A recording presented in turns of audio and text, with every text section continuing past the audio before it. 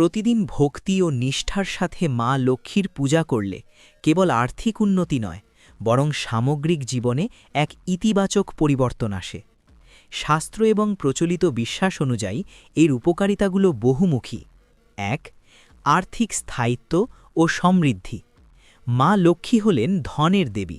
নিষ্ঠাভরে তাঁর আরাধনা করলে সংসারে অভাব অনটন দূর হয়, উপার্জনের নতুন পথ প্রশস্ত হয় এবং অপ্রয়োজনীয় খরচ বা অপচয় কমে আসে।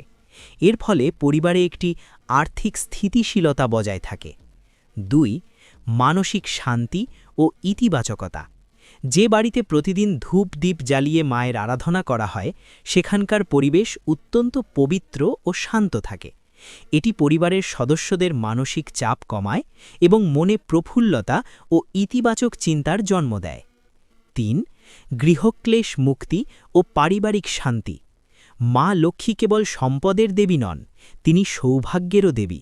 তার আশীর্বাদে পরিবারের সদস্যদের মধ্যে সংঘাত ও ভুল বোঝাবুঝি দূর হয়। একে অপরের প্রতি শ্রদ্ধা ও ভালোবাসা বৃদ্ধি পায়, ফলে দাম্পত্য জীবন ও পারিবারিক পরিবেশ সুখের হয়। ৪. বাধা বিপত্তি দূর হওয়া। শাস্ত্রমতে লক্ষ্মীর কৃপা থাকলে কোনো কাজে বারবার বাধা আসার সম্ভাবনা কমে যায়। একে লক্ষ্মীশ্রী বলা হয়, যা মানুষের চেহারায় ও কাজে এক বিশেষ উজ্জ্বলতা নিয়ে আসে, ফলে সামাজিক সম্মান ও প্রতিপত্তি বৃদ্ধি পায়। ৫. শুভ শক্তির প্রভাব।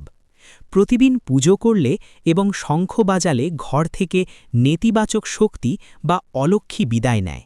এতে ঘরে রোগ ব্যাধির প্রকোপ কমে এবং স্বাস্থ্য ও আয়ু বৃদ্ধি পায় বলে বিশ্বাস করা হয়। ৬. ধৈর্য ও শৃঙ্খলার বিকাশ। প্রতিদিন নিষ্ঠার সাথে পুজো করার ফলে মানুষের মধ্যে একটি নিয়মবর্তিতা বা শৃঙ্খলা তৈরি হয়। এই ধৈর্য ও একাগ্রতা তাকে কর্মজীবনেও সফল হতে সাহায্য করে। একটি বিশেষ কথা, হিন্দু শাস্ত্রে বলা হয় লক্ষ্মী চঞ্চলা, অর্থাৎ তিনি এক জায়গায় স্থির থাকেন না। কিন্তু যে ভক্ত নিষ্ঠা, সত্যবাদিতা এবং কর্মতৎপরতা বজায় রাখেন, মা তার গৃহে স্থায়ীভাবে বসবাস করেন। সার কথা, ভক্তিভরে প্রতিদিনের পূজা আপনাকে কেবল অর্থ নয়, বরং একটি সুশৃঙ্খল, সম্মানজনক এবং শান্তিপূর্ণ জীবন উপহার দেয়।